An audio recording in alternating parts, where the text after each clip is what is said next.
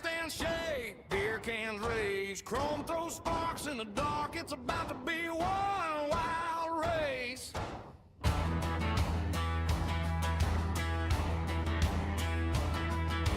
Tape down, tailgate slam, dust on loose, badge on the cam. Small town pride, big stage fight. All eyes locked on the stripe tonight. It's Friday night NASCAR on the FWM network. FourWide, door to door, turn it up, let it hurt. From the short track speedways out to the dirt. FourWide Motorsports, light it up, let it burn.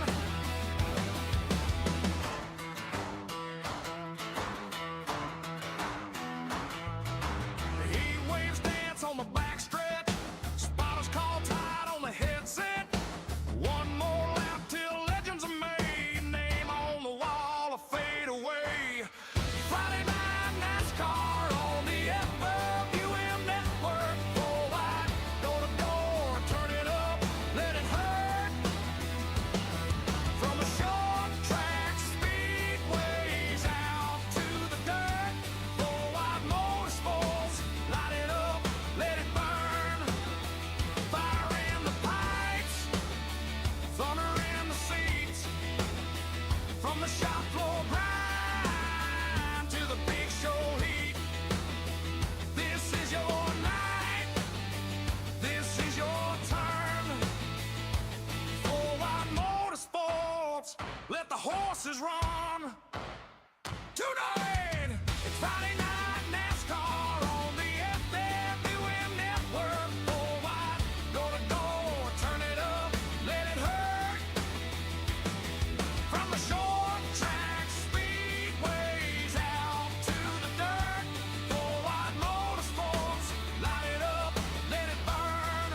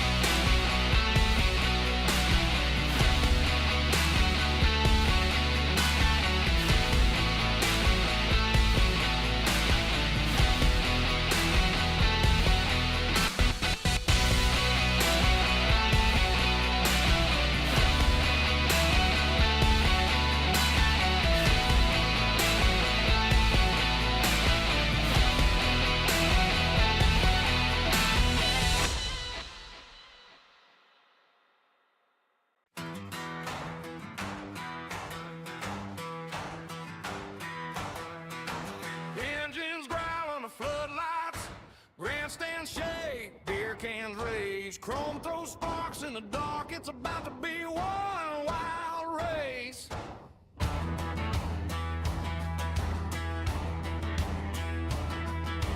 Tape down, tailgate slam, dust on boots, badge on the cam. Small town pride, big stage fight. All eyes locked on the stripe tonight. It's Friday night NASCAR on the FWM network. FourWide, door to door, turn it up, let it hurt.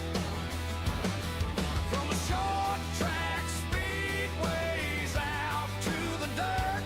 FourWide Motorsports, light it up, let it burn.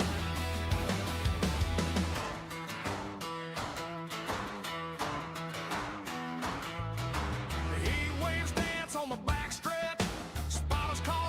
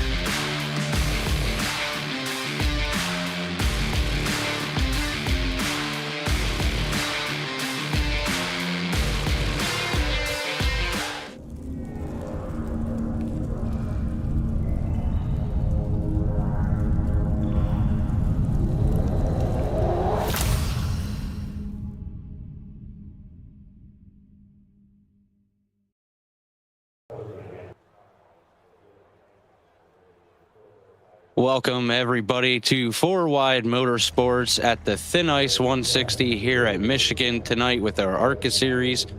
Welcome in. Appreciate everybody coming out on this wonderful Friday night. Appreciate everybody stopping by. Alongside me here in the booth, we have our producer, Tracy Brown, making us look good, making us sound good. Appreciate you. Charles Oberg sitting next to me on the virtual couch here tonight. How's your night, and what are you thinking of tonight's race there, Charles? Well, Colton, I'm really excited about this race because there's going to be some action. Last week was a real fun race. I expect nothing less with this one. Going to be looking for some of these guys to get the early lead and try to keep it.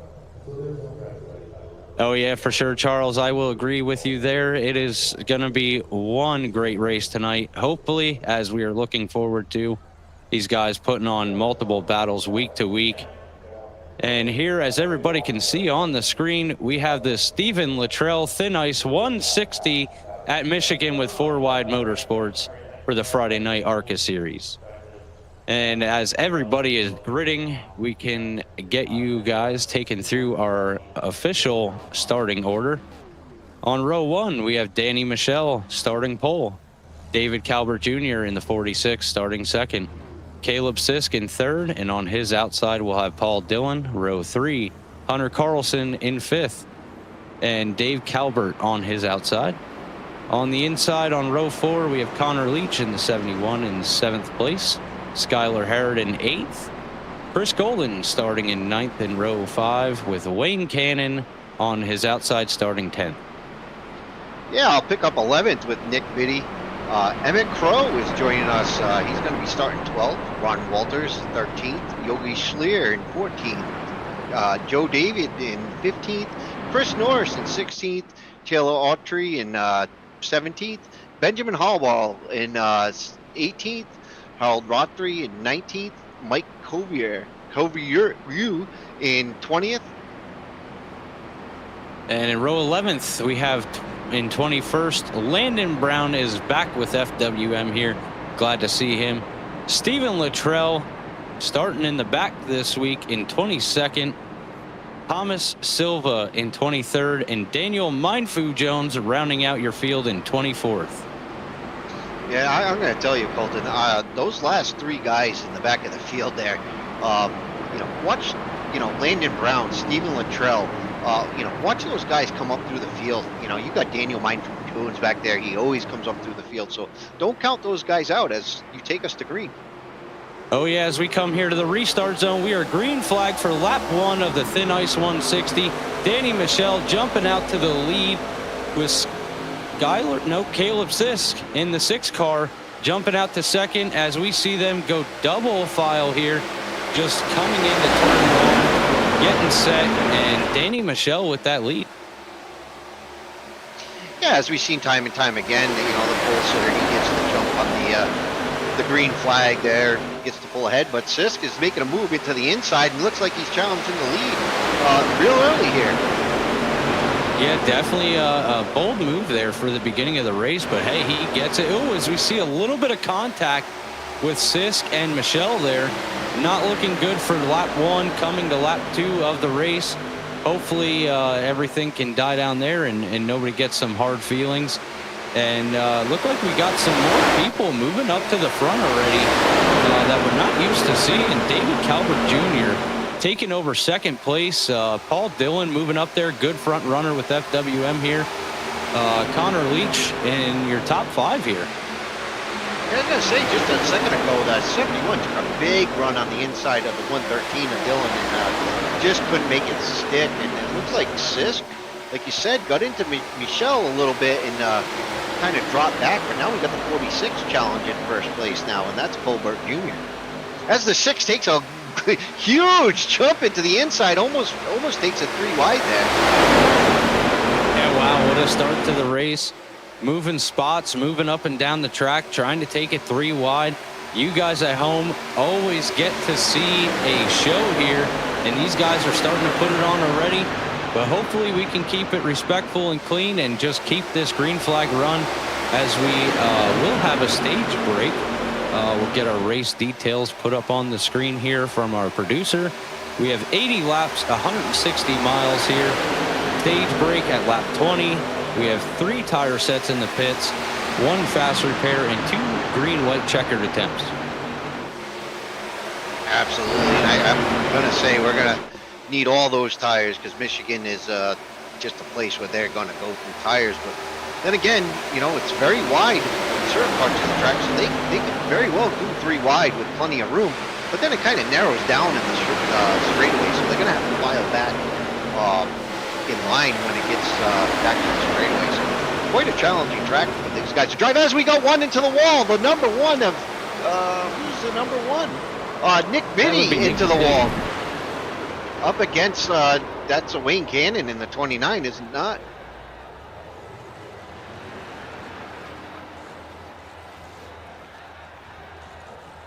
We'll have to take a look back here at our replay.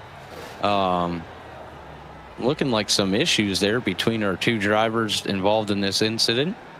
Trying to get turned around and get back going there for our first caution on lap 5 of 80 at the Thin Ice 160 for our good old friend Stephen Luttrell, as our producer is working on taking us back through the replay so we can see what happened here.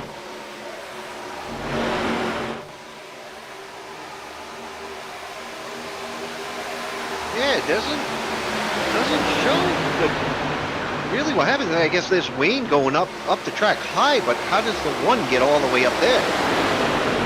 Yeah, it's a very good question. Oh, the 1 just he come up glides the track. right up. Yep. Just gliding right up from that bottom lane, getting into Wayne, getting taken up into the wall. As you see, it tore his front bumper right off the car. So I want to say taking some extensive amount of damage here. As we take a look from our league owner, Wayne Cannon's view here, you see the 1 come up across lanes and Wayne just being right there and causing him to spin up into the wall there, bringing out the first caution of the night. Yeah, and unfortunately, the number 9 went for a wild ride, so Joe Davey is going to need some pit time to get that one settled out too. Yeah, and as you guys seen here, we only have 1 fast repair tonight. So not a great start coming up on lap 6 of 80 here. Hopefully these guys don't have another incident, or it might be a long race for their night here.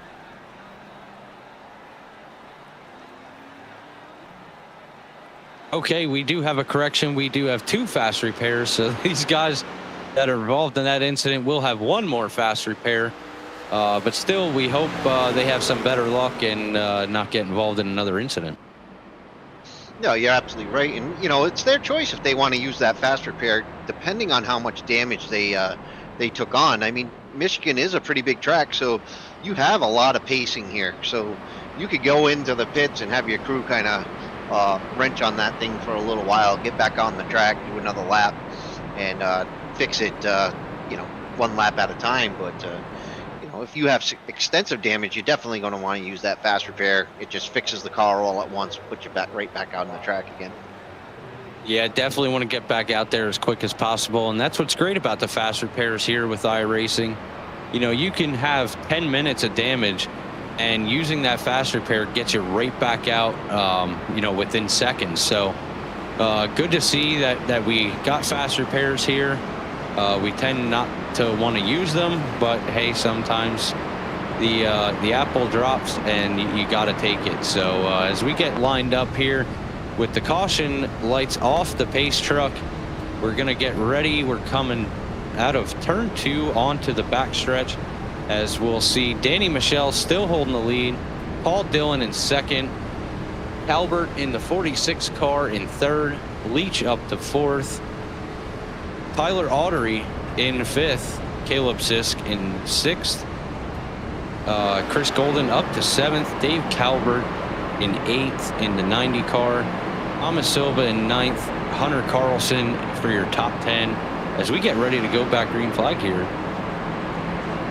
Yeah, Sylvia is up 15 spots from he started in that last position. I told you guys, watch out for him.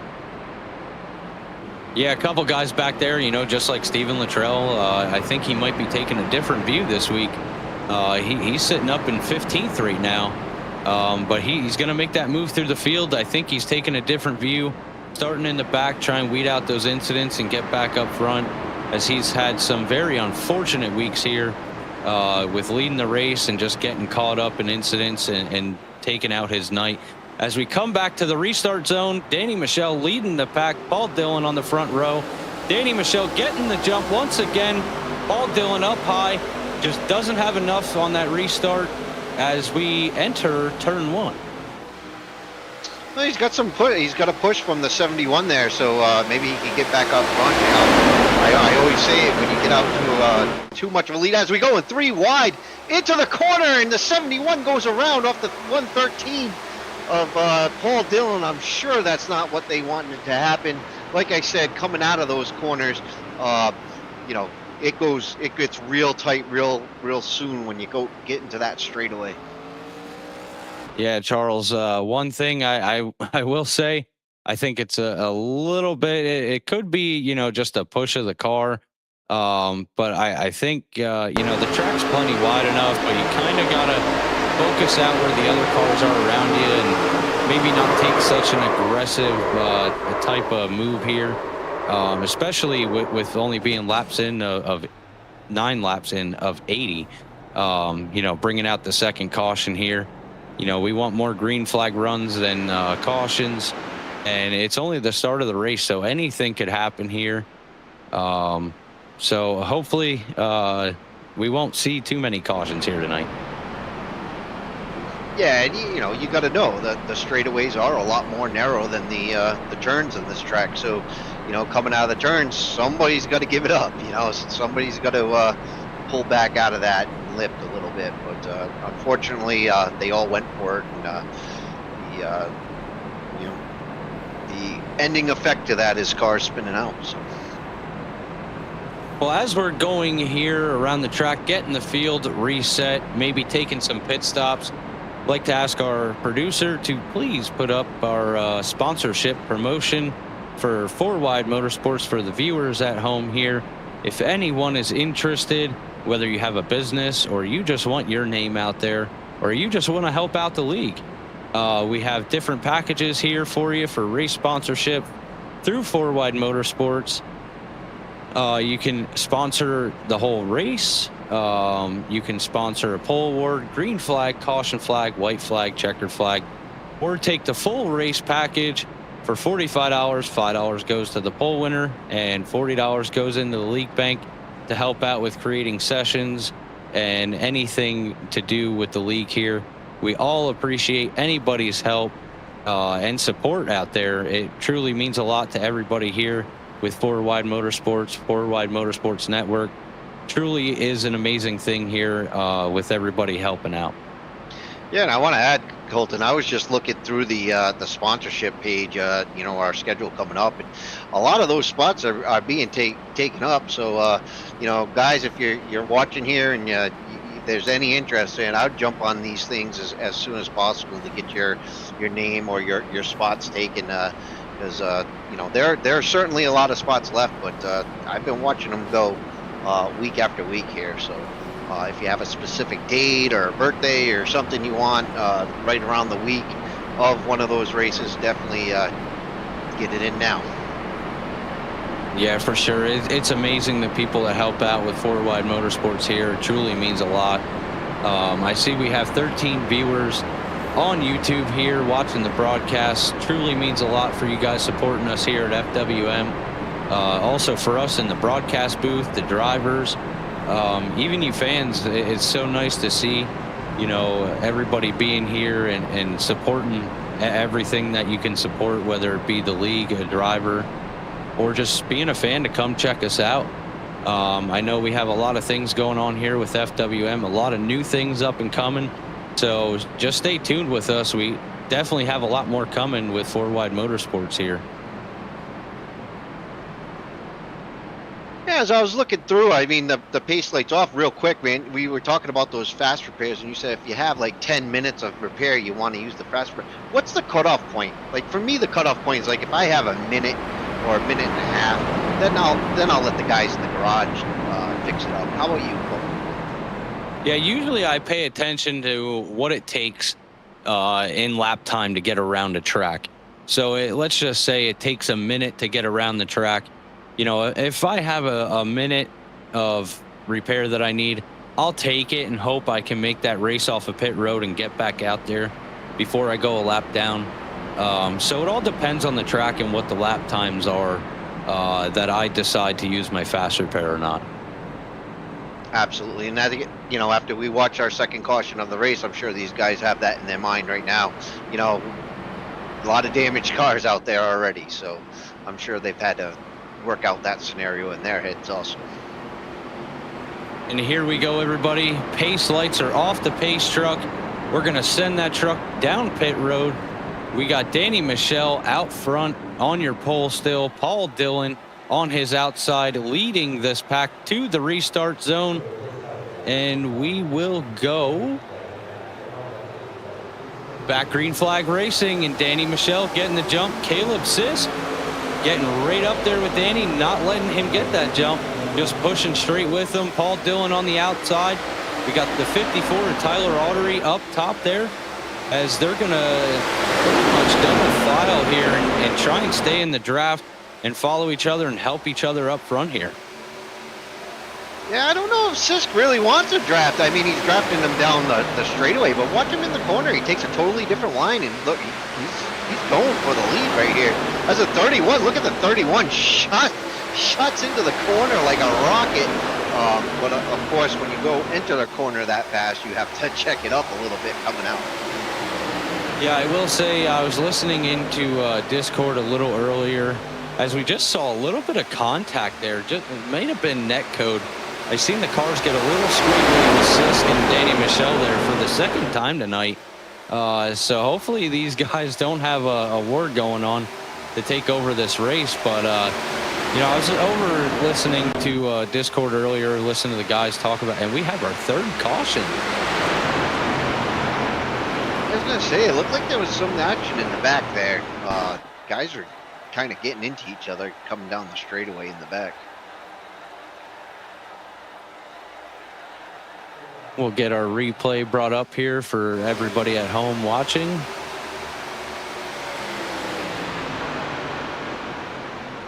Yeah, we'll have to rewind it a little bit from there because I think it started before that.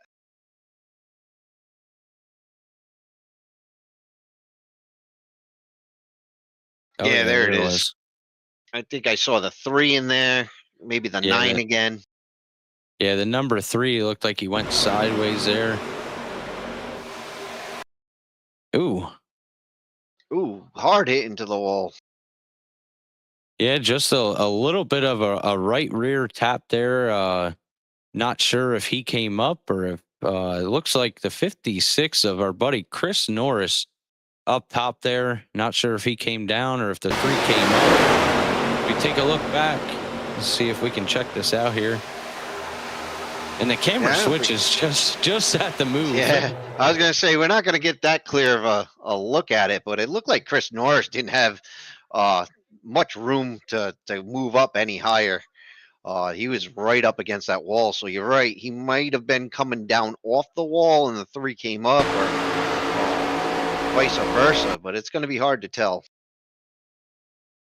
Oh, no, the 3 looked to come up as he was coming off the wall just a little bit, but, you know, racing incident there.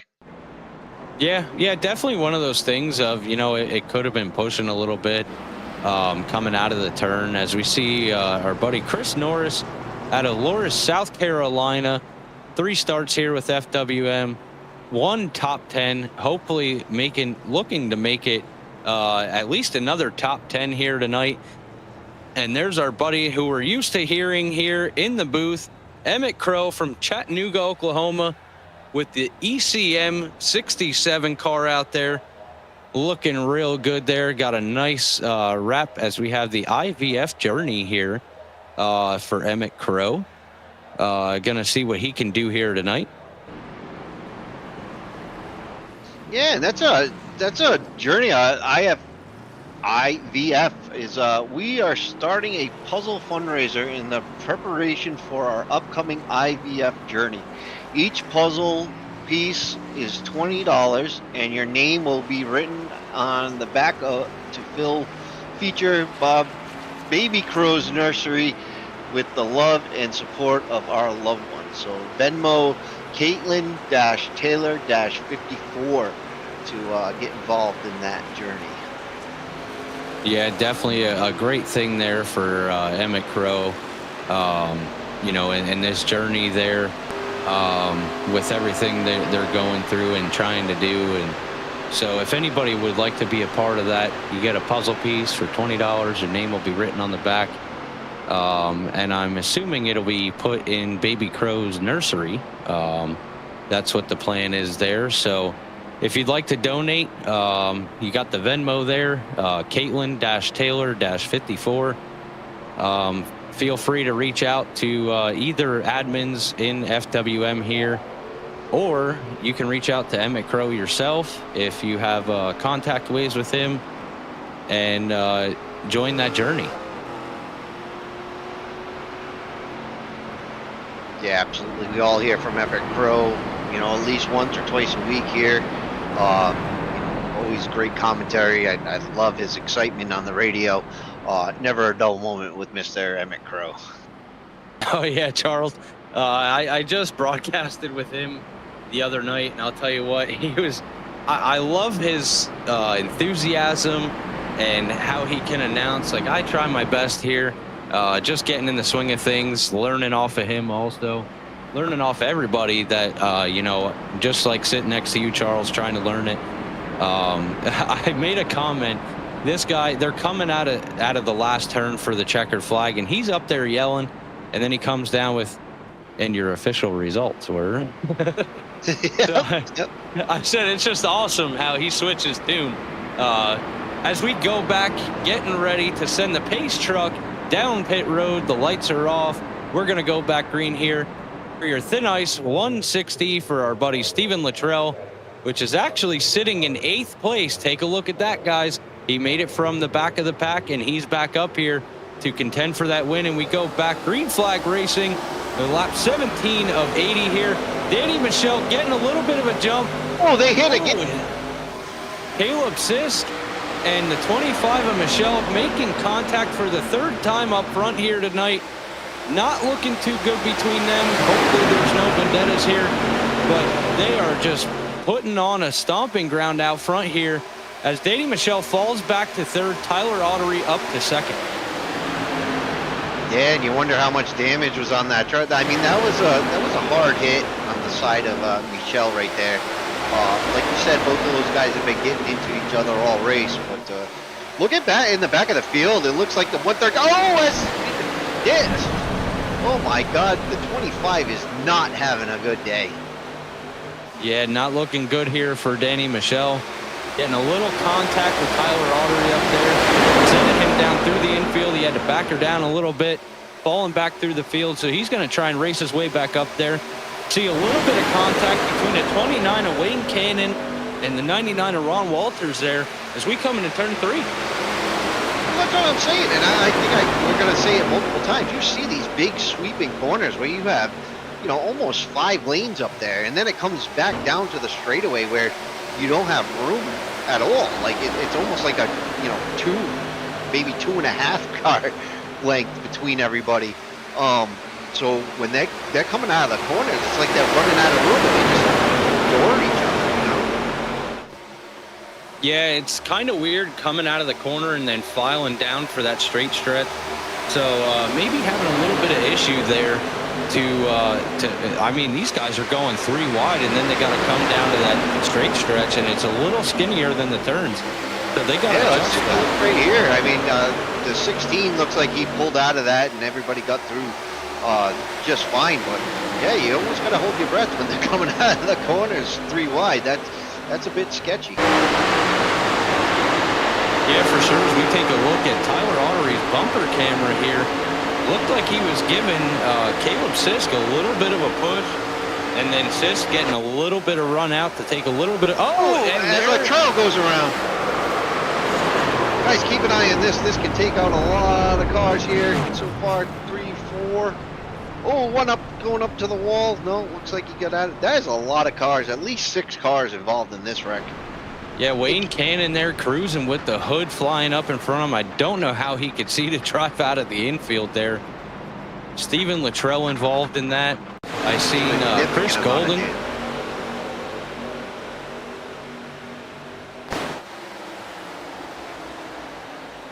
I'm looking at our live timing here, Charles. I see Wayne Cannon with a meatball flag, Chris Golden and Lando Brown all have a meatball flag. Yeah, that means they got to get back to the pit. They cannot continue until they fix their car. Very, very unfortunate incident here as we take a look back at our live replay. We're going to check out what caused this incident. We'll take a look from Chris Golden out of Elk City, Oklahoma. With Golden Racing here, we'll take a look at his view. Looking like the 31 tapping in there. Chris coming down just a hair. May have been net code there. Yeah, I don't know really what that was. It looked like he just jumped over a lane. I don't know with the car that was in front of him. The car in front of him, which I don't know the number of, was getting into the wall. And I think maybe Chris anticipated, there it is, the 31 of Silva was getting into the wall a little bit. So I think Chris decided maybe to come down because he thought Silva was in trouble, and unfortunately gathered up the rest of the field. So very unfortunate. Caution comes out. Lap 22 of 80 here at the Stephen Luttrell Thin Ice 160 for your 4th caution here with the Friday night ARCA series. As we take a look at our drivers coming down pit road, it's looking like a bunch of the front guys are going to come in for their first pit stop of the night. Yeah, and that puts Stephen Luttrell back up in the pole position there, and he just came in for a pit stop. So I'm sure he took a fast repair, and maybe he took tires already. Yeah, it's looking. I'm checking out our pit stops here. Stephen Luttrell took a 15.23 second pit stop, and that's looking like it's kind of right around the same for everybody with 14 seconds, 15. Some making it out a little quicker, some a little later. So I'm gonna take a guess here and say that Steven has taken a fast repair. As we see his driver stats up here, starting 22nd, his highest tonight has been 3rd. 0 laps led here. He's taken 1 pit stop with 1 fast repair used, and pitting on lap 21 here.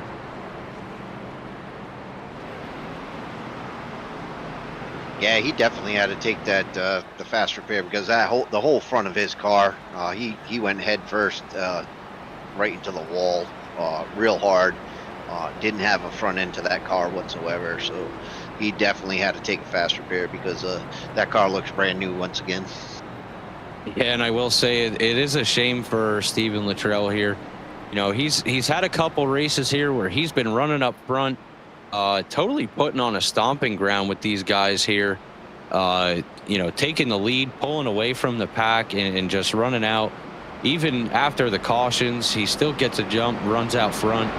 Tonight here, taking a little different view at it. He started from the back, made it to the top, and unfortunately just taking a ride into the wall there. So I will say, though, don't count him out.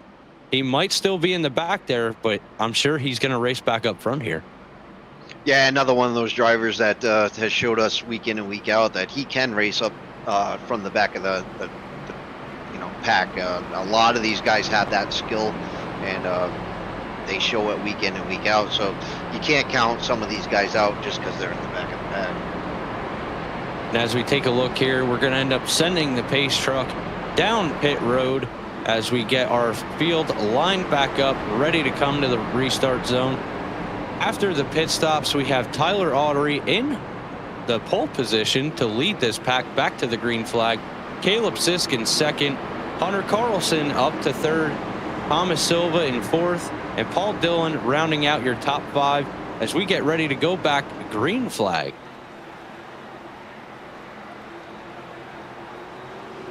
And here we are, back green flag racing here. Tyler Autry taking the field back, getting a little bit of a jump here with everybody still in tow. Caleb Sisk on his outside, Hunter Carlson down low there, going to try and follow in suit, catch back up. Thomas Silva on the outside of Hunter here. Paul Dillon coming up to Hunter, trying to make a move to get that 4th position. Yeah, that restart, it almost looked like the 4th row back, 4th or 5th row back didn't get a good start. So these guys up front in this front pack got to drive away. But look at the 25 right back up in the middle of things, going right behind the 113 of Paul Dillon there. I was just going to say, Charles, take a look. There's Danny Michelle back up into the top 5. More contact. More contact saved. That's the 90 of David Colbert. Going towards the infield, but checked it up, got it under control, and he's rolling again. But yeah, these guys are making a lot of contact, and it's a lot of side contact. Like you said, running out of room coming out those corners. Yeah, definitely a situation of going from the wide turns down to the skinnier straight stretches. These guys are trying to make moves and just making a little bit of contact. Hopefully we can get that sorted out. Look at Emmett Crow in the 67 car. Looked like he jumped down there and had quite a run coming out of turn 4 there, coming down the front stretch. Maybe he's going to show us something here tonight, Charles. Yeah, wouldn't put it past him. I mean, he is a good driver. He prides himself on practicing a lot and trying to do the best he can out there. So I wouldn't be surprised if he finds his way up front. I wouldn't be surprised if any one of these guys can make it up front. They all have the talent. Oh yeah, these guys are all competitive, all got the talent here to make it up front and try and contend for the win. I will bring it back to our buddy Emmett Crow. We do want to thank him for helping out here with FWM, broadcasting, announcing. He has the Crowfoot Hat Company there, as you can see on your screen. He has Crowfoot wraps also. So we do want to thank you, and we love seeing you out there, buddy. You're doing a great job. Keep it up. Yeah, look at this. Oh, as we got another wreck. No. Oh, as we're talking about Emmett Crow, he goes into the wall across the nose of the 29 Wade Cannon. Hey, Charles, that's it. I'm going to call it. I'm not speaking about an individual driver tonight. Yeah, that was a bit of a curse right there, but I don't know what happened here. Oh, I don't know. Looks like a little bit of same two cars in the same place at the same time. Yeah, we'll take a look back here. Nobody really came up. Nobody really went down. It was just they were so close. I think maybe a better. And looks like just a little bit of Emmett coming up. Yeah, just a tiny bit of Emmett. Just drifting up a little bit more. He probably didn't think Wayne was that close. Yeah, thought he had a little spotter issue. Very unfortunate, but Emmett should have a couple fast repairs. I think that was his first incident of the race, so he could take that fast repair and be right back out there. We'll take a look back here as we get everybody situated off of pit road that was involved in the incident, as we are on lap 28 right now of 80, which I believe we will be going to lap 29 of 80. Take a look at our field here as we got Caleb Sisk on the pole, Paul Dillon in second, Tyler Autry. Well, now it changed. Sometimes the live timing here that we use that you fans don't get to see switches around on us a couple times until everybody gets set up and we're getting ready to go green flag racing. So we do apologize for that. So maybe we'll just wait to see where everybody's going to be as we got 2 cars on pit road here. Not sure who's down there.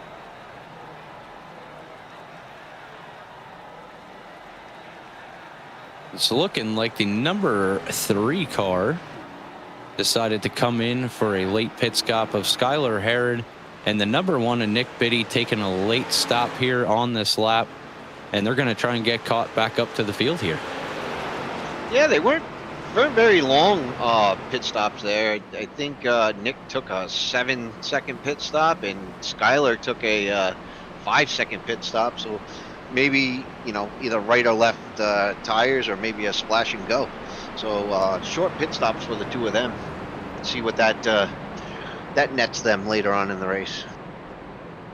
Yeah, these guys definitely have different pit strategies from others. For the viewers at home, we do have different team race radios in our Discord. So we have a couple different teams here. As I'm taking a look, we got Triple B Racing of Landon Brown, Misfit Motorsports, Harold Rothery, and Ron Walters are in there. I know a bunch of them are in the iRacing chat here tonight. So we got a couple different teams running together here, making FWM, successful, putting out full fields for the ARCA series here. As we see, we just came across the start-finish line. We got the pace truck lights out, and we can get a rundown of our field here as everybody's getting set back up and getting ready to go back green as we come into turn 2. We got Caleb Sisk on the pole, Paul Dillon in second, Tyler Autry in third, Thomas Silva in 4th, Danny Michelle? Nope. Mike Corvue in 5th, Danny Michelle in 6th, Daniel Mindfu Jones in 7th, David Calvert Jr. in 8th, Hunter Carlson in 9th, and Connor Leach in 10th.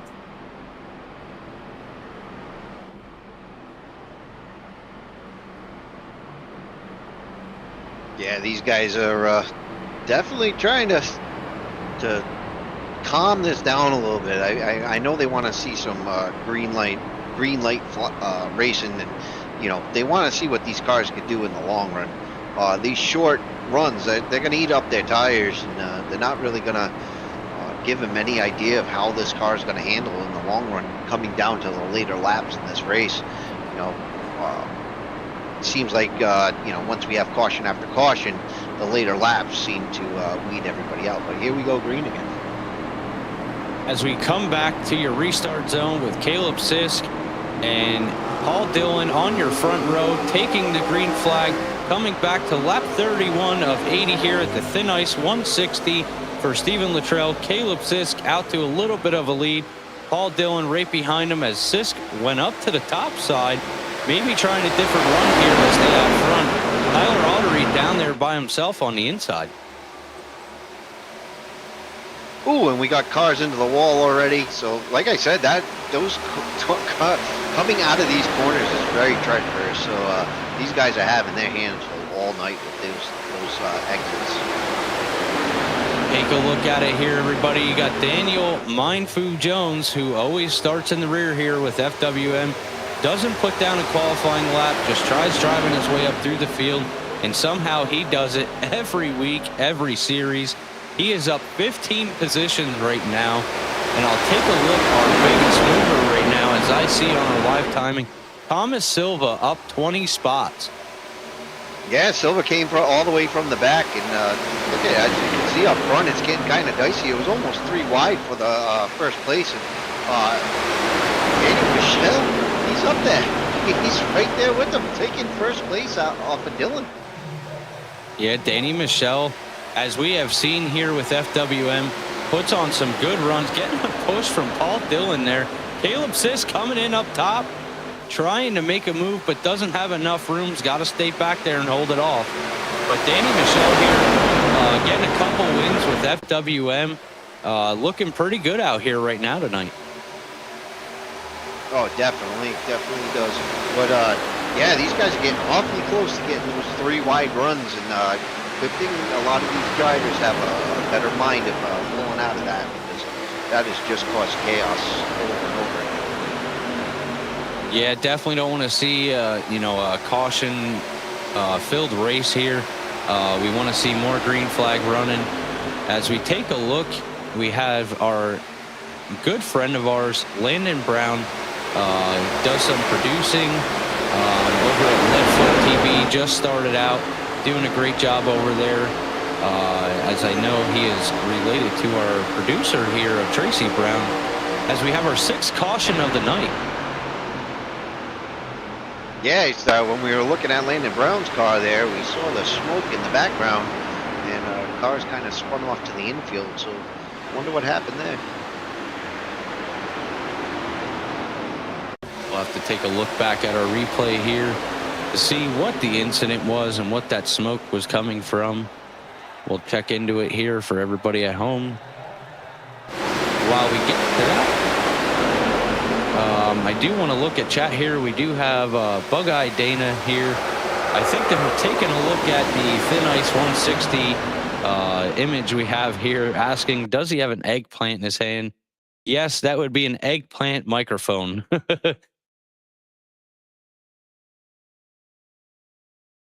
Yeah, not sure what happened there, but he definitely bounced off somebody in the back, and I don't know if he just, oh no, somebody came down, doored him, and spun him out into the infield.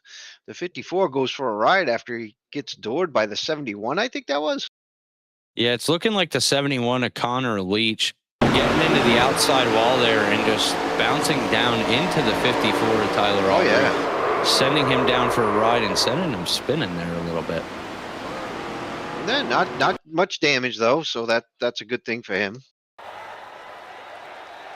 Yeah, some simple shots like that don't bring out a lot of damage, so that's a very good thing here.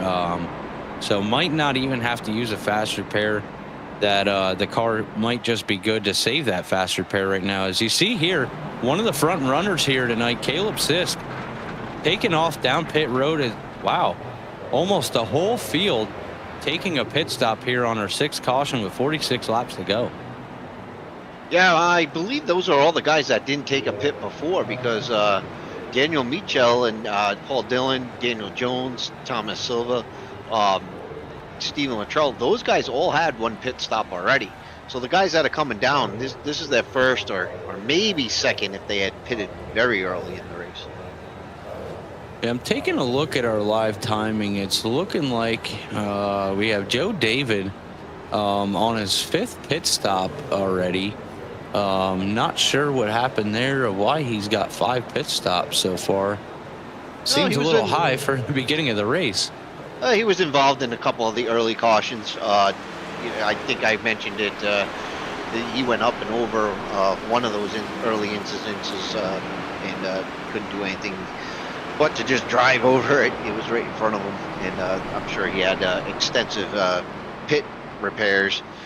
Maybe opted out of taking a fast repair and just fixed it little by little until he was back on the, the right side of the damages. Yeah, I'm taking a look here again at the live timing. Your top 5 here so far getting set up, ready to go back. We got Danny Michel on the pole, Paul Dillon in 2nd, Daniel Mindfood Jones up to 3rd place, up 21 spots from the start of the race. Thomas Silva in 4th and Stephen Luttrell in 5th. These guys all have just taken 1 pit stop so far here. Yeah, and they're 15 laps into their stint, 14, 15 laps into their stint. The guys behind those guys are all on their 1st lap stint. So we're going to see what 14 lap old tires and brand new tires, compare. It's going to be interesting. As we take a look at Danny Michel's driver stats here tonight, starting first, his highest was 1st, his lowest was 17th. So he's definitely made his way back up through the field, leading 20 laps here tonight at Michigan with FourWide Motorsports, taking 1 pit stop and last pitting on lap 22 here. So he's on 15 lap old tires. So he's definitely going to have to put his skill up here and show these guys that he's got what it takes and battle with them to keep this lead here. Yeah, and as many times as he's gotten into a little, fender benders and stuff, he hasn't used a fast repair yet. So that tells me that when he went into the pits, he let the crew kind of tinker on that as much as they could, and he came back out, and he's putting on a great show being in that pole position. as we get ready to come out of turn 4 and send the pace truck down pit road with the lights off and take it back to the restart zone. Danny Michelle on the pole, Paul Dillon, Mindfu Jones, Silva, Luttrell in your top 5. They're going to bring them back to the restart zone to take the green flag here. It'll be 43 laps to go, and we are back green flag racing with Danny Michelle getting the jump. Yeah, what a great jump, but the 113 looked like he kept up with them, and that top row seems to get the better push. It doesn't seem like the bottom row gets any momentum at all. That top row everybody seems to want to stay up there and get their pushes up there, where the bottom row don't have a lot of help.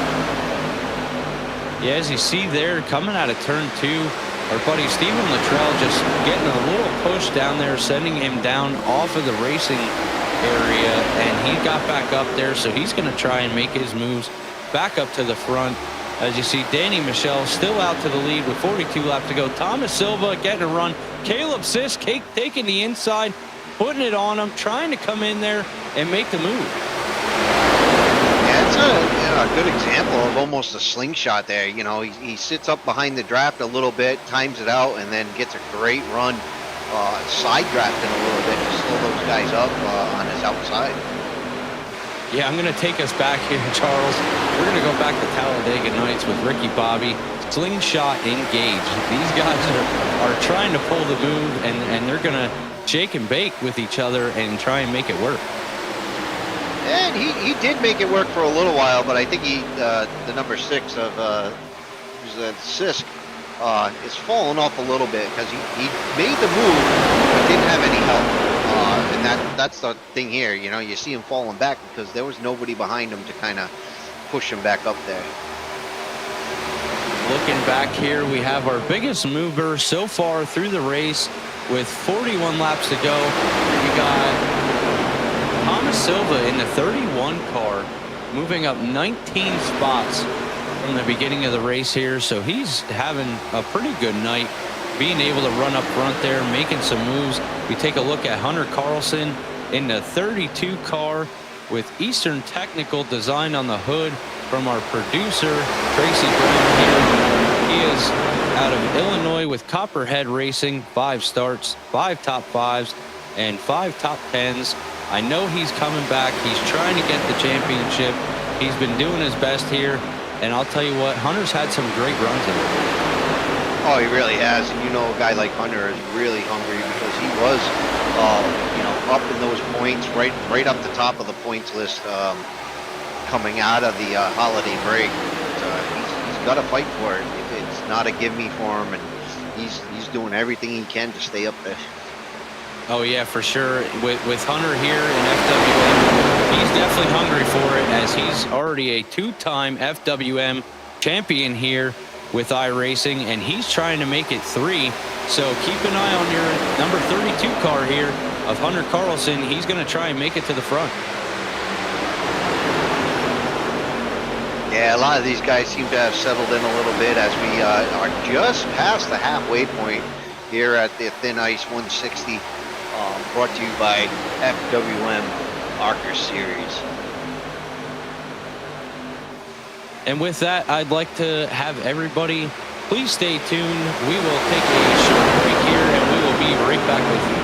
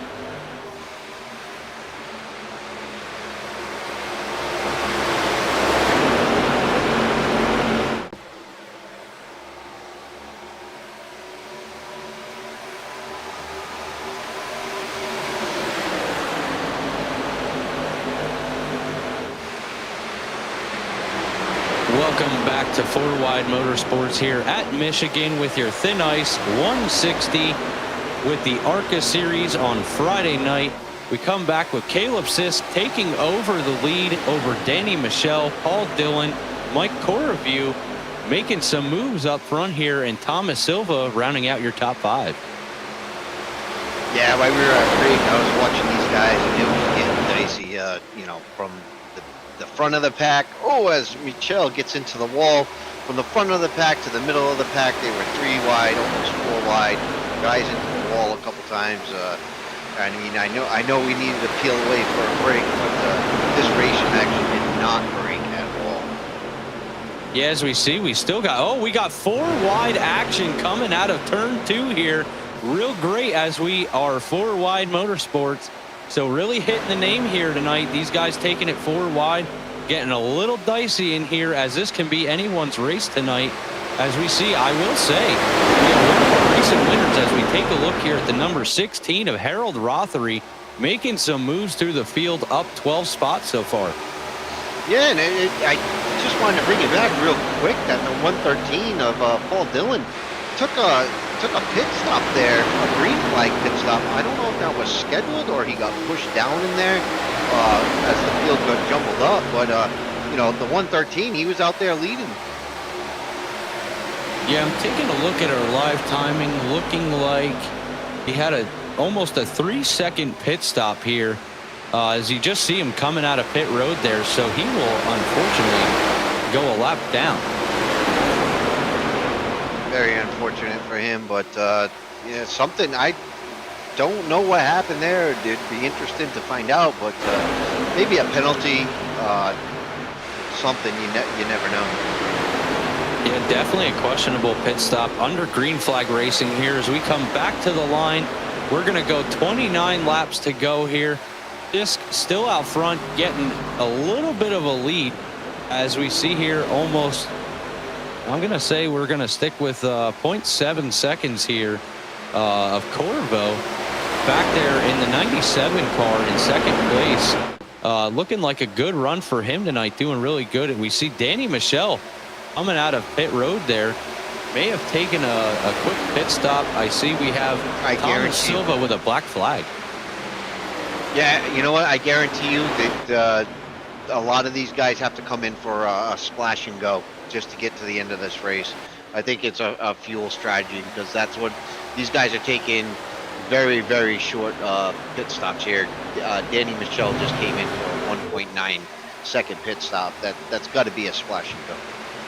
Yeah, I know, listening earlier, I know we missed our stage break with the cautions coming out. So these guys really didn't get to use a stage break. Oh, as we got Golden sideways coming out of 2. Bouncing off of a lot of cars there. I think Wayne Cannon's involved in that one again. We'll take a look back here at our live replay to see what happened here. Oh, and it looked like the 90 car of Dave Calvert just getting into the left rear of Chris, spinning him down the track a little bit. Wayne Cannon, I think, missed that. Yeah, he drove through that. I thought I saw him go around it, but that's actually the 99. As we see Joe David here, he just had nowhere to go, just railing the back of Chris Golden and then getting caught up top there. Yeah, he's had a rough race. That's the second or third time his car has been destroyed, that number 9 there. But I also saw coming through that pack, Steve Luttrell zigzagging through that pack with no damage. So at least he got through it safely after the night he's had.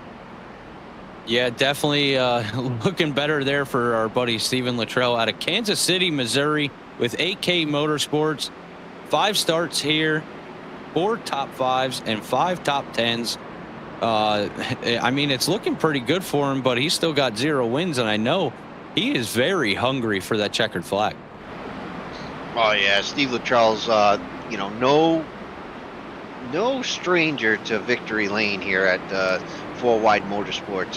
You know, he's had a couple real good runs in a couple of our other series, but you know, this ARCA series, that one win has been elusive for him.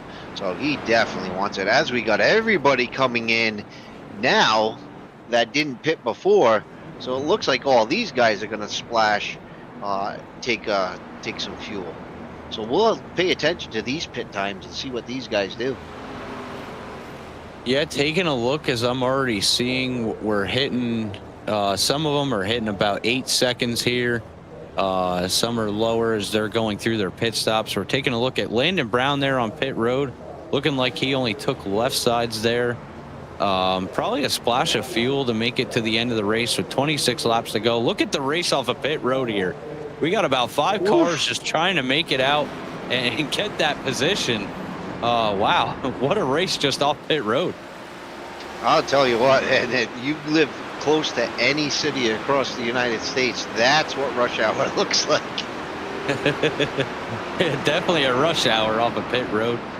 Hey, looking at chat, there's our buddy William Luttrell. The Stephen Luttrell fan club is in the house. Welcome in. We love to see you here. Appreciate your support. Yeah, and to answer the question for the folks at home watching on YouTube there, those last pit stops, I think everybody kind of took a full pit stop, tires in 4, because everybody had the average of about 15 seconds. Wayne Cannon came in and took a 10-second pit stop, but everybody else was right around that 14-15 second mark. Yeah, looking like Wayne Cannon having a little bit of different pit strategy here, making it out just a couple seconds faster. I see we do have a couple cars with some 30-second pit stops here. So maybe taking care of some damage there, taking all 4 tires and the fuel to hopefully get back up there and make a run to the front. I'm showing Stephen Luttrell with a black flag still.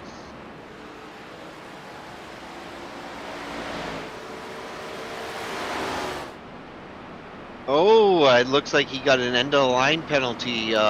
Black flag might have been for speeding in the pits. Yeah, unsure why the EOL here, but maybe we will find out later tonight what's going on here, as we got some black flags. For the viewers at home, we do have a pit road speed. The guys got to follow that, and if they don't, we do not clear them here. We got to serve your time for the speeding. The only time we do clear is if there's an incident, you get pushed down pit road, then we will clear it with iRacing here to say, hey, it kind of wasn't their fault, and you know, they don't have to serve their time then. So we take a look back here. We got the pace truck with the lights off. Take a look, everybody. We're going to come back with 24 laps to go. Your new leader, Hunter Carlson, is up on the pole position with Caleb Sisk on his outside. This could get good. Leach is in 3rd. Kobu is in 4th, and Nick Biddy back in this race up to 5th spot. As we bring you back to the restart zone, Hunter Carlson will lead the pack back when we are green flag racing with 24 laps to go at the Thin Ice 160 with FourWide Motorsports here at Michigan in the ARCA series. Yeah, and those guys, the first 4 get off to a good start there. Right fall in line right up to the top of the track. But Hunter Carlson's got to get up there. He's going to be left down on that bottom lane all by himself. He has a hole there. He slots out in the top lane, and he'll settle in right there. You look at this track, most guys are settled up top. Except going into the corner, they'll come back down and go low. Some will stay high. Just preference in tire wear. Yeah, and it's definitely looking like I don't even know which lane to pick, honestly, as you see Hunter Carlson on the inside by himself there, just dropping back from pole position to 4th, now going to fall back to 5th. But I've seen the inside be a little faster sometimes, depending on how you take it. No, you're absolutely right. It seems like if you have help or that inside lane pulls up a little bit, you can get a run, especially if you take the air off the guys on the outside line. I do believe that outside line has been a little bit faster all race. Guys seem to be a lot more comfortable pushing up there than that inside line is. Take a look. Here comes Landon Brown. Yeah, and you could see Hunter falling way back getting stuck way down there by himself. No help. Take a look at the number 5 car here, coming out of turn 2 onto the backstretch, way down there on the bottom, but making some moves to pull some positions here. Running right next to league owner Wayne Cannon. These guys are definitely putting on, and Nick Biddy just jumping down to the inside. I think that was a close call, but boy, did he make it as we have our 8th caution of the night. We'll have to check and see what happened here. Yeah, I've seen Nick Biddy put that car in places that, you know, you couldn't put a baseball card to. I mean, he is a skilled driver, and he does take some, you know, radical moves out there, but makes them stick, and we've seen it before. As we try and take a look back, for our producer here, I'm seeing the 90 car with a meatball, the 113 of Paul Dillon, and the 9 of Joe David. So I'm thinking it might have been something with them there, as it's looking like they must have some extensive damage, that they're going to have to take it down pit road. Yeah, as Paul Dillon's meatball gets a race there, so it seems to me he probably took a fast repair. I'm taking a look at chat here, Charles. We got one of our own here at FWM, Joshua Tressler, in the house. Racing is crazy tonight. Hey, you know, I will say these guys are putting on a show. A couple more incidents that we want to see. But he also says Hunter, I think, is fuel saving. So that might be a strategy here by our very own race control and admin with FourWide Motorsports. Might be just backing off the throttle to save that fuel and say, hey, I'm not running out at the end. You guys can. Well, after last week, he definitely doesn't want to do it again. You know, he ran out at the road course last week. That wasn't fun for him, but yeah, he's probably saving fuel, and it's probably a big thought in his head that he doesn't want to go 2 for 2 there. Yeah, for sure. Being a driver here with FWM also, previously, that was one of the things I would never, you know, if I ended up taking my chances and ran out of fuel at the end of the race, I definitely wouldn't want to take it again. So I'm going to do everything I can to make sure that doesn't happen so I can finish where I want to be.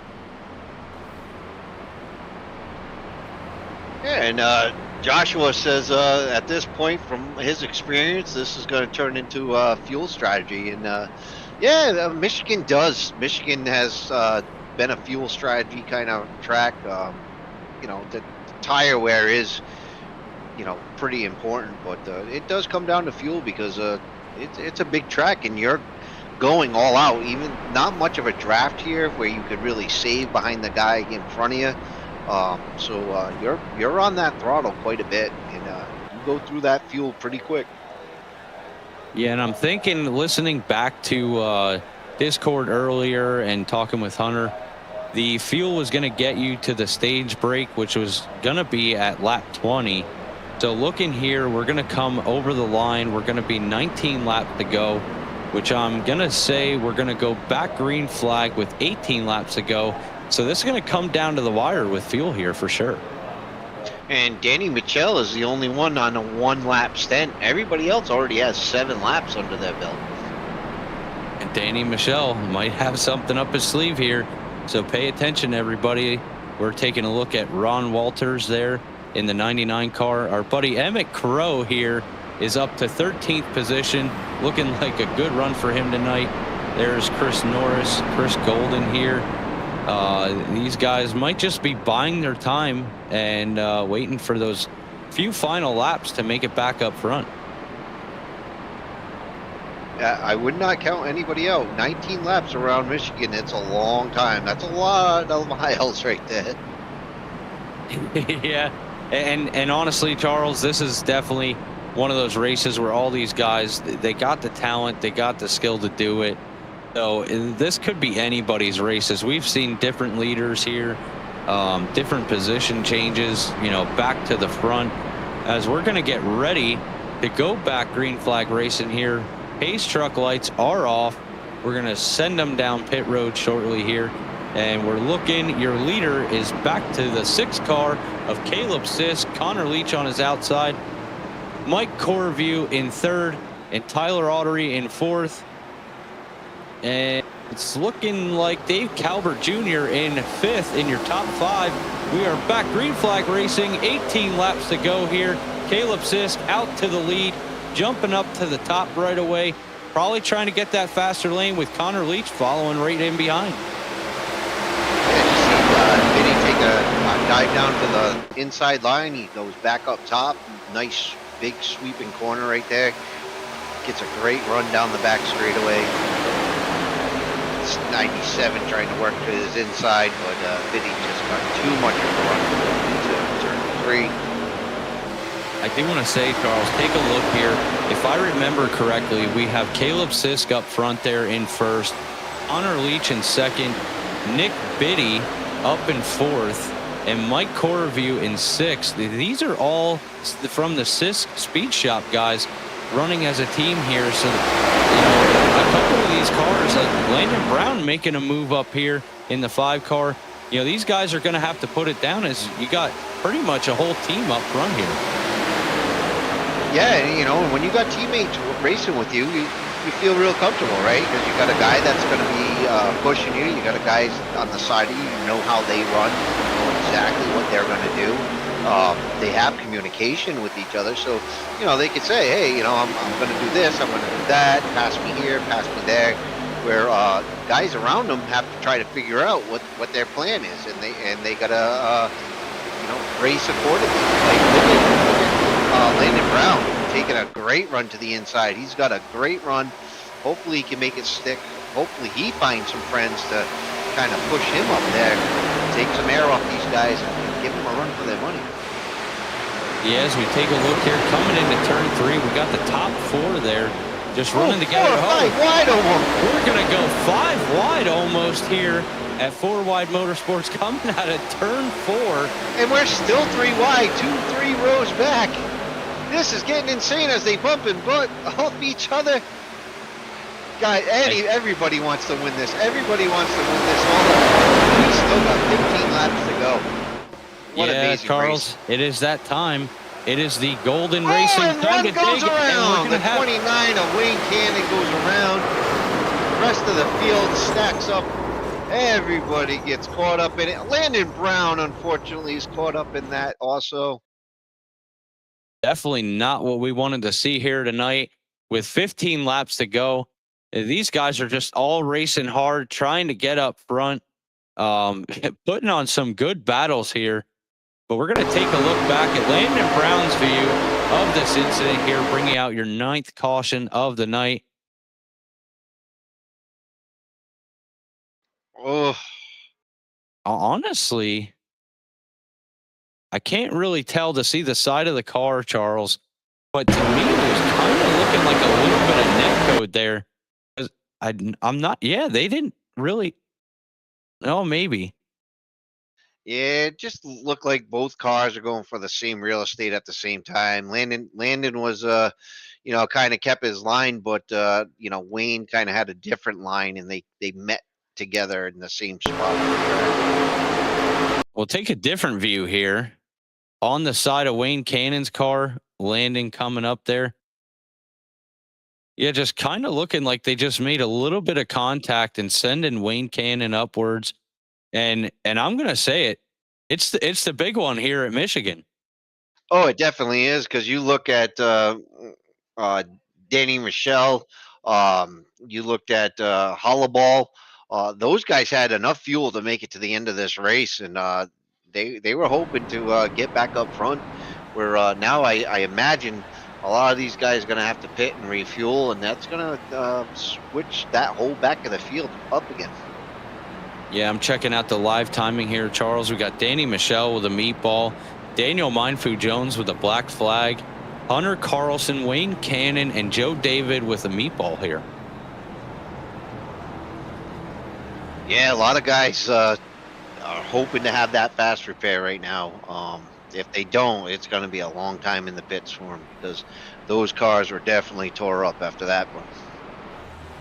Yeah, for sure. And what the words from our producer is the meatball sandwich here at Oh, the and Thin look Ice at Wayne 160. Cannon. As we take a look at Wayne Cannon in the pit, look at his pit crew just sitting there like, we don't even want to touch this thing. Look at the front wheel, and that whole car is just destroyed.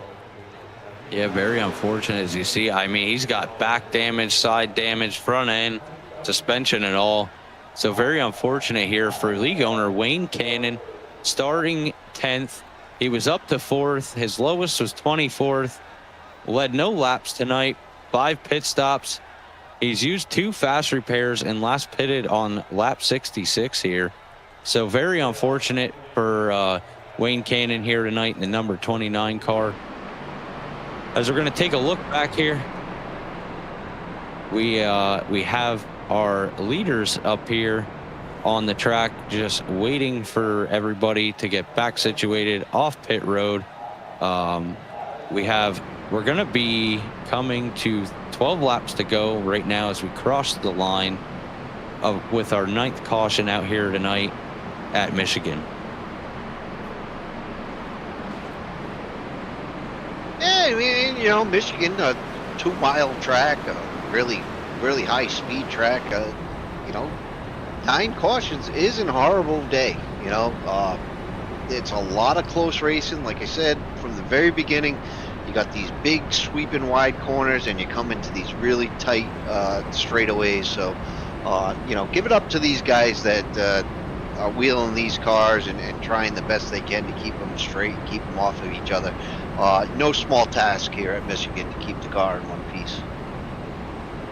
Yeah, for sure. These drivers definitely have one job here to do their best and show their driver skill, to be able to take these cars and put them where they need them and do their best to race clean and have a good race here.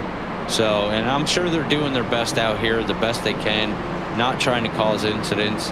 As we're taking a look at the field from above, we got Caleb Sisk up here and Nick Biddy saying, "Hey, buddy, I'm right behind you," giving him a little bit of a tap. These guys from Sisk Speed Shop here, a team within FourWide Motorsports. So looking like a pretty good run for them here tonight. Yeah, these guys really do run together, and they've raised the bar here. So, you know, guys are going to have to start working together to kind of challenge them. But take us to the green. And we're going to come back to the restart zone with Caleb Sisk on the pole, taking us back 11 laps to go here at the Thin Ice 160 at Michigan with FourWide Motorsports ARCA Series on Friday night. He has taken a little bit of a jump out to the lead here. Connor Leach right behind him, taking a little bit of a different line than him. Nick Biddy in 3rd, Tyler Autry in 4th, and Mike Corvo in 5th. Yeah, we're going to have to see where the challenges are coming from. You know, this, I can imagine that bragging rights for the Sisk crew is going to come into play here, because I'm sure these guys want to win amongst themselves just as much as they want to beat everybody. So you're watching Biddy back there in 3rd place. He looks like he's chomping at the bits for a good pass there. Yeah, Nick Biddy does have a couple wins here with FWM, so he's looking like he's got a pretty good run, and he's going to try and make another checkered flag here with FWM, as he's going to try everything he's got. Take a look, the 16 of Harold Rothery making it back up through the field, putting on a good show here, taking the middle line as they go 3 wide. Danny Michelle right behind him. He's going to try and take it as he gets down behind the 3 of Skylar Herod, and he's trying to push him, say, let's go, let's get up there. Yeah, where did the 3 come from? Because he was in a lot of trouble early in the race. We just saw Michelle into the wall after that last incident, so must have had a fast repair and got back out on the track really quick. But 9 laps to go, we're inside 10. These guys are running out of time. They're going to make their moves now. Yeah, these guys definitely got to put their last moves on and start getting up there and do what they can, do the best they can to make it up, to grab that checkered flag, and they're going to battle as hard as they got. I mean, these guys are very competitive with each other. They got the skill to fight each other for each position. So looking pretty good here in this race as we go FourWide at FourWide Motorsports. FourWide at FourWide Motorsports. Who's coming out as they bump and they bang? Michelle goes down to the inside of the track. Loses a ton of momentum in that situation. Fortunately, it looks like he has to settle it back down before he can work on another run again. But yeah, this sixth shop definitely got control of this race right now. But you know, amongst themselves, who's going to win it? Charles, I'm going to say I ain't calling this race. I don't know who's going to get it. We are 7 laps to go. Oh, we got 1 lap. Getting a little loose, but still saves it as we stay green flag. Absolutely, man. These guys are absolutely amazing wheelmen right here to keep these cars on the track. We just watched 2 near incidences, and both of them saved. What amazing driving right there. I know we tried pulling it out before and the caution came out, but we are still under the Chris Golden time to dig here at Michigan with FourWide Motorsports. And I'll tell you what, these guys are battling it out for these final laps. They're going to try and put it on as much as they can to every driver for every position they can make. Yeah, look at Danny Michelle is back up in the mix right now after being, and he goes into the wall as the 97 gets into the side of him a little bit. 97 down to the inside of the track, cutting the grass a little bit, saves it. We're still green, 6 to go. Check it out, everybody. I seen our buddy Chris Golden with Golden Racing there with our Golden time to dig that I had just brought up. He's still trying to make a run for it as he is up to 12th place. Hunter Carlson right behind him, but Hunter is in 17th position, a lap down. Yeah, he did have some trouble. I think he got caught up in one of those wrecks, but up front, Danny Michelle is in 5th place. The number 3 of Skylar Harrod is right in front of him, and these guys are making a move. As look at Mindfu Jones, Daniel Mindfu Jones jumping up in the mix right now. Yeah, I'm taking a look here. Mindfu Jones, your non-qualifier, starting at the back of the field for the beginning of the race, is up 18 positions here as we come to 4 laps to go. Yeah, and there's Danny Michelle looking for that 3rd spot in a battle with the 71 of Connor Leach. Connor Leach pulls away, but look at the 17 taking a look inside of Danny Michelle. The 17's got a nice run, and 25 bolt him off as we go 3 wide, coming down, almost coming out of that corner. They settle down and back to single file there. Oh, we're 3 wide again. This is going to get dicey. 4 laps to go, 3 laps to go, I'm sorry, as they cross the line. This is going to be one hell of a finish, guys.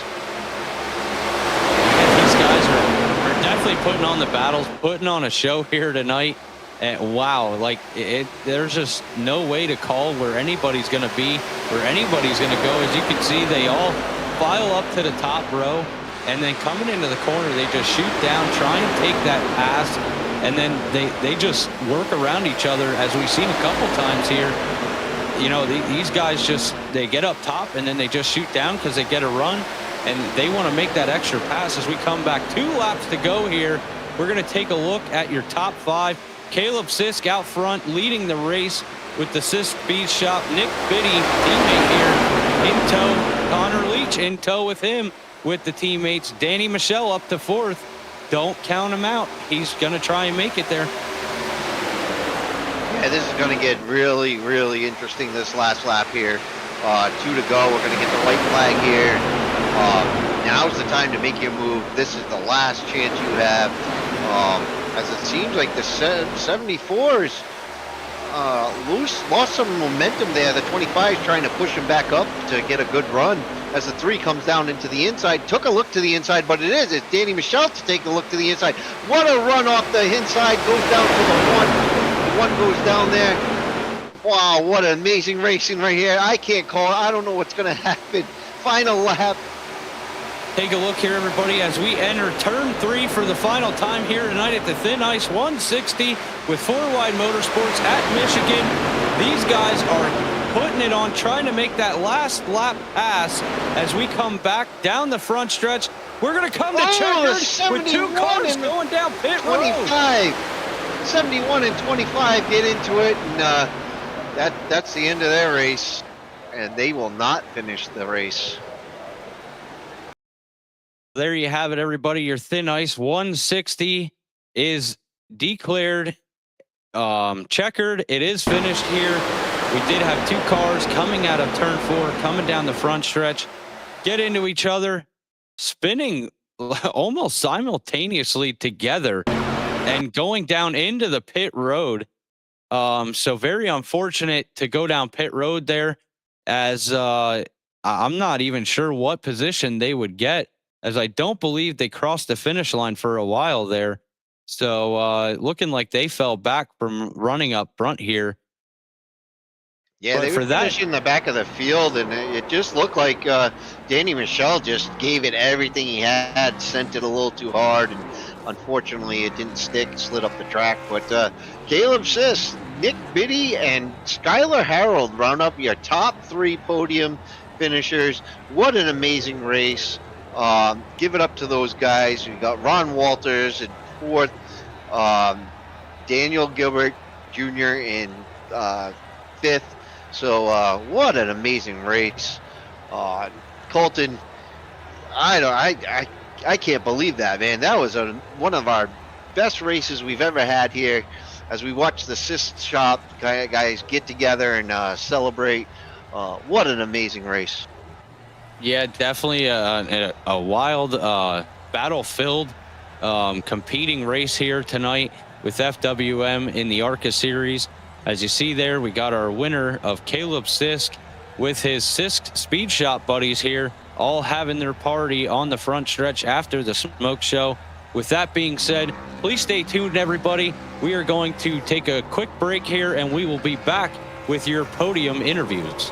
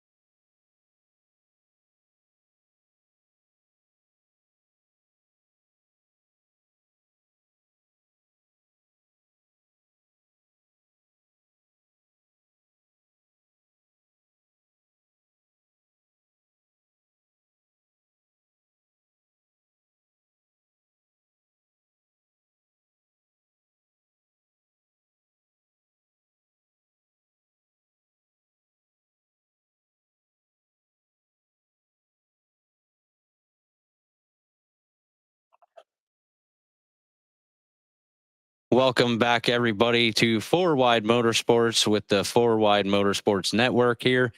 We have just declared our race with the ARCA series here at Michigan for the Thin Ice 160, and we are here with your podium interviews.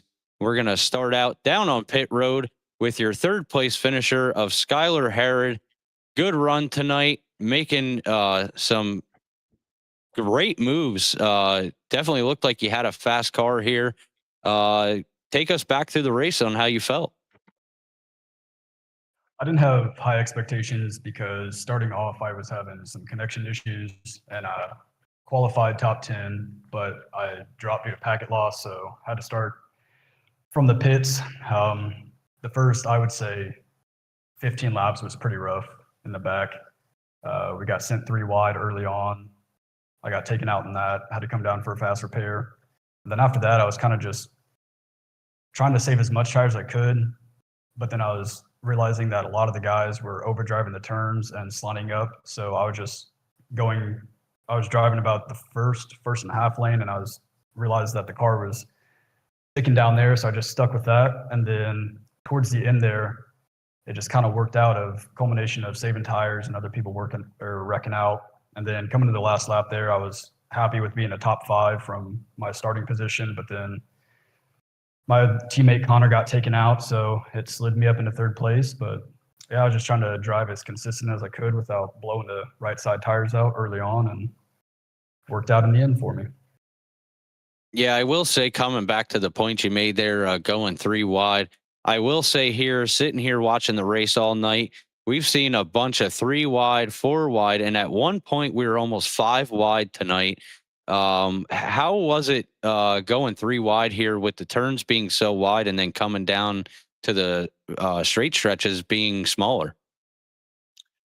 So for me, I'm okay with people going 3 wide, 4 wide, what have you, if you can hold your line. I feel like I'm pretty decent at holding my line, but Michigan is weird because you've got a wide turn, so you can stick it 3 wide, but people always forget that turn exit gets real narrow. What I noticed a lot was the top lane was getting sucked up into that outside wall on turn entry and then just wobbling a little bit, but still messing with that guy in the center lane. And yeah, so here, I don't mind it if you can hold your line, but you definitely got to be cognizant of that turn exit because the dirty air here will suck you up into that narrow turn exit. With that being said, I do want to congratulate you on your top 3 finish here. Anybody you have to thank out there? Thank you, sir. Yes, I'd like to thank my team owner / fiance, Gabriella Benora, the real team owner, Caleb Sisk, part of Sisk Speed Shop, my teammates Connor Leach, Nick Biddy, Mike Corvo, Joe David, y'all for putting the broadcast on, and the league admins that deal with the day-to-day stuff in the Discord and for the league. Well, there you have it, everybody. Your 3rd place finisher tonight at Michigan with FourWide Motorsports, Skylar Herod, as I'll send the mic down on pit road with our co-announcer, Charles. Yeah, Colton, I'm down here with Nick Biddy, and Nick, I watch you many times, man, and the positions you put your car in and the runs you had tonight were absolutely fun to watch. I don't know how you slide your car up into spots where you can't even fit a baseball card in between, dude. That's some amazing talent there. But tell us, how did you feel this race? How did it feel from your point of view? I don't know that it's that good of a talent to have that'll get you run over sometimes, right? No, I like Michigan. This is a good track. It's a good race. If you like going 2 and 3 wide here, you just got to be pretty mindful of your of your lanes and that kind of thing. I don't know that I'm the best at that, but it's just something you got to try and maybe block somebody's run a little bit and try to move forward a little bit. Yeah, definitely. I think taking air off the guy, side drafting a little bit helps here. Was there anything you wanted to do different, or anything you think you guys could have done different? Pit strategy, anything you would like to take back, and if you could do it again? Sure. Excuse me. I'm sorry. Yeah, sure. There's always something you want to do better, different, especially when you're sitting on the 2nd spot on the podium. I sure would be like to be parked in that checkered flat or that checkered winner's circle right now. But no, I probably need to should have been a little bit more careful at the beginning of the race, protecting the car a little bit. I ended up using 2 of the fast repairs, and that's kind of not my style. I'd rather save those and take them back with me. But it is what it is. And ended up in P2, and that should be a good point tonight. Absolutely, Nick. I mean, very respectable P2. Congratulations, and I'll hand you over the mic for anybody you'd like to thank. Yeah, for sure. First off, I appreciate you guys putting on the broadcast. I've been watching you guys, and you guys do an amazing job. It's a top notch broadcast. So I want to give you guys that compliment. Also, want to shout out my team, man. It's a speed shop, and we really got a good group of guys and a bunch of fast guys, and so it's fun. We can kind of race each other. So yeah, big shout out to those guys. So it's Caleb, Connor, Skylar, Joe David, and Mike Corvo, and also, hey, newly crowned team owner and manager Gabby. Appreciate you. Also, check out Nick B Designs on Instagram and Etsy. Excellent, Nick, and once again, glad to have you guys with us because you definitely raised the bar, and we're all gunning to get to that top spot. But I'll send it down to Colton. Sorry, and Colton, what do we got next? I'm down here in victory lane with tonight's Michigan Thin Ice 160 winner coming out of Statesville, North Carolina with the Sisk Speed Shop. Caleb Sisk, your winner here. How was your race tonight? Thankfully it wasn't as eventful as some others. Just kind of rode in the top 5. if we weren't leading, and it stayed pretty clean. Somehow I ended up with 2 incident points. I don't know where they come from, but thank God I didn't have to use any fast repairs, and I didn't have to claim any wrecks. Just tried to keep her straight and keep it clean, and it worked out. I will say, quite a battle up front there with Danny Michelle. You guys on the restarts were definitely trying to make things happen and just battling back and forth for the lead and in second position. So some great racing we saw there. Definitely having a fast car here tonight. What was your take? I'm not sure. I think you have gone 3 wide here tonight. What was your take on that? Yeah, it's really fun. I mean, this car doesn't really have enough horsepower to do a whole lot on the bottom, so you kind of put in the awkward position of driving it in as far as you can and still trying to get a run so you can slide up, kind of what Nick mentioned. And, if you don't clear, you're just going to get freight trained on the outside. And if you're the guy in the middle and the guy on the bottom gets to your door, you're not going to make it off exit in the middle. You'll probably lose that spot unless the guy on the bottom overshot the entry. So it's just a lot of it's like the slinky, just it goes forward and it comes back to you. The car punches a big hole in the air. The draft is huge. The top was extremely dominant just because it was easy to not make a mistake, even though the bottom is faster. Just couldn't get enough cars to go down there when I was racing Danny, and just did all we could do and kind of rode my time. I could hear him driving the car in 10, 15 car lengths deeper than I thought was necessary, and it just took some time for his tires to go away, and finally he had to pit, and ultimately I think that was his downfall. He just was on the wrong strategy and used his stuff up, then had to come in and get tires and fuel, got trapped a lap down, and thankfully the guys trusted me. We made a good call, and I thought we had a 1, 2, 3, 4, and then just a terrible wreck out of turn 4. It looks really, really bad on the replay, but thankfully I'm not an admin and I don't have to make a decision on what that looks like. Yeah, I will say I'm sure the admins are going to be taking a look back at that final lap incident there. These guys do put in a lot of hard work here. But I will say, what a great run for you tonight.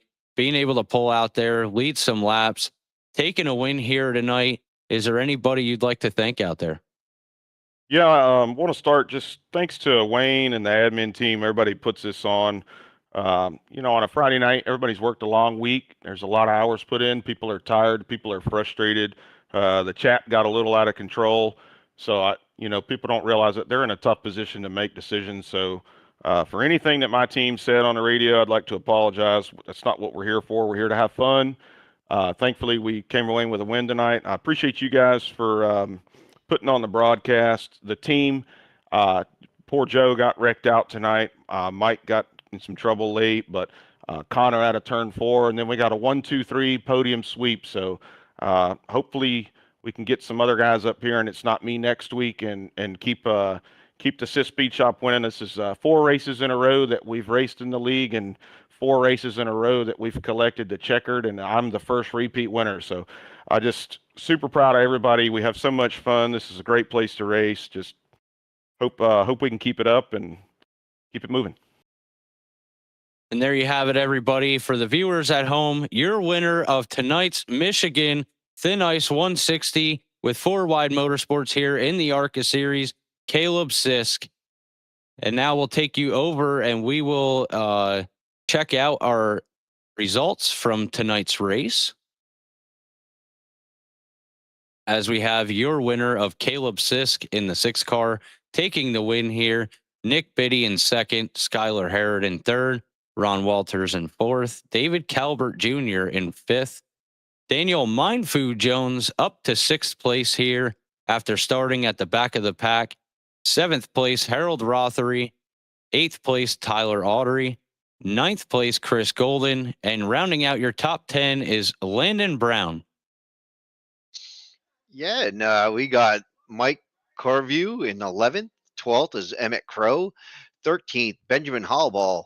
14th, David Colbert. 15th, Hunter Carlson. 16th, Chris Norris. 17th, Daniel Mitchell. 18th, Connor Leach.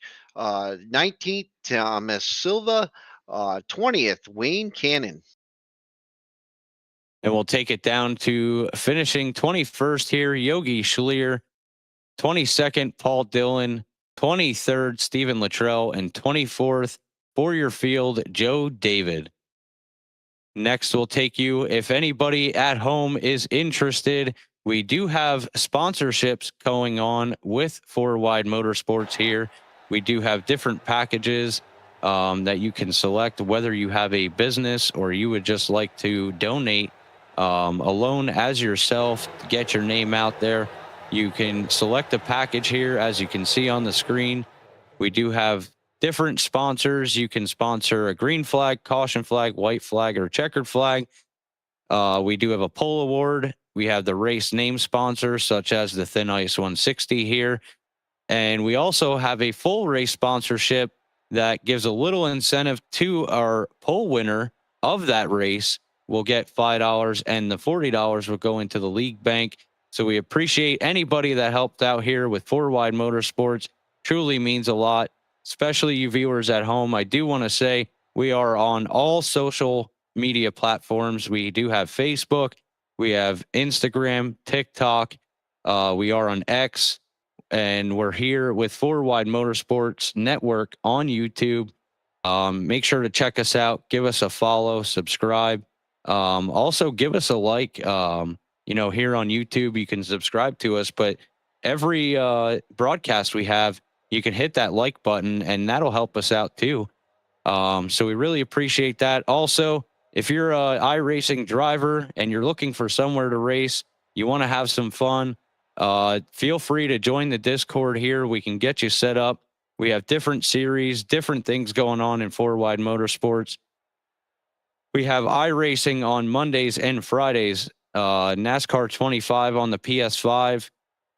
Drivers of all skill are welcome. We just ask that you please be clean, respectful, and have fun with us here at FourWide Motorsports. With that being said, okay, coming from our producer, we do want to throw up here one more time before we end the night. We're going to bring in our buddy that we're used to seeing up here next to us, decided to jump in the car here, putting on a good run tonight. Our buddy Emmett Crow, please take us through the journey here. Yeah, so this is well, first off, what a race. But yeah, this is between me and my wife, Katie. We're having to go through the IVF journey, and we're doing a puzzle where you could donate $20, get you a puzzle piece. There is a raffle also that you can go on, and it's for a photography session. If you're in around the Texas area, you can get on that and you can donate to get a raffle ticket for that. But I appreciate y'all doing that. That means the world to me. And so the race was unbelievable. I don't know how I got 12th, but it was a great race, and glad to be back in the car. And I can't wait till 2 weeks from now back at Michigan for the truck. So it's going to be awesome. But thanks again, y'all, for showing that. That really means a lot to me. Anytime, Emmett. We love to help everybody out here, no matter whether you're just a viewer at home, a driver with FWM, an admin here, or a announcer here. As you see, Emmett Crow. We usually see him up here in the booth. Emmett, we appreciate you being here. We appreciate what you do. So, of course, we're willing to help out, and hopefully we can help you out greatly with your journey here. Love to see that happen. I'll take it back here to Charles. What's your take on tonight's race before we close it out? Oh my God, that was just exciting. That race was just absolutely amazing. And if you like that one, stay tuned for next week, because we're at Five Flag Speedway next week, and that is going to be some action-packed racing there. This week in, week out, the racing keeps getting better and better and better. So definitely stay tuned, and can't wait to join you next week, guys. I do want to send out some shout outs here, some thank yous to some sponsors of the races here. I know we have our producer here making us sound good, making us look good. Tracy, we thank you for everything you do here in FourWide Motorsports with Eastern Technical Design. I know we have Studio 86 over here, Emmett Crow with Crowfoot Hat Company and Crowfoot Wraps. We appreciate you guys a lot. All the admins here, Wayne Cannon with the league owner, putting on everything for everybody to have fun, come out and race and just enjoy some nights at home behind the steering wheel. We really appreciate it. Also, FourWide Motorsports is sponsored by Dubby, as you can see down there on your screen. We do have a code to get a little bit of a discount if you'd like to order through Dubby. Taking a look here, we have our upcoming schedule. Monday, 8 p.m. Eastern, we have our late model stock tour at Five Flags Speedway. And then Friday night, we will be back here at 9 p.m. Eastern with FourWide Motorsports ARCA Series at Five Flags. So stay tuned, everybody. Make sure you keep a lookout for us. We will be here for more exciting racing. With that being said, I want to thank you all for being here and wish you all a great Friday night and have a great weekend from FourWide Motorsports and FourWide Motorsports Network. Good night, everyone.